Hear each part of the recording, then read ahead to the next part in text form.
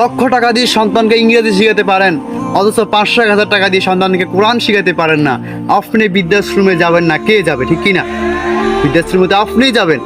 আপনি সন্তানকে হাজার হাজার টাকা দিয়ে, লক্ষ লক্ষ টাকা দিয়ে ইংরেজি কোর্সগুলোতে ইংরেজি শেখাচ্ছেন, অথচ আপনি 500-1000 টাকা দিয়ে আপনার সন্তানকে কোরআন শেখাতে পারছেন না। তাহলে আপনি বৃদ্ধাশ্রমে যাবেন না, কে যাবে? মনে রাখবেন, কোথাও দেখবেন না কোনো বৃদ্ধাশ্রমে কোনো একজন আলেম তার বাবাকে রেখেছে। মনে রাখবেন, জেনারেল শিক্ষিত অনেক মানুষ রয়েছে, অনেক শিক্ষিত রয়েছে, মানে ইংরেজির দিকে অনেক দক্ষতা, ইংরেজি বড় একজন অফিসার তিনি, কিন্তু তার বাবাই কিন্তু বৃদ্ধাশ্রমে। ঠিক না?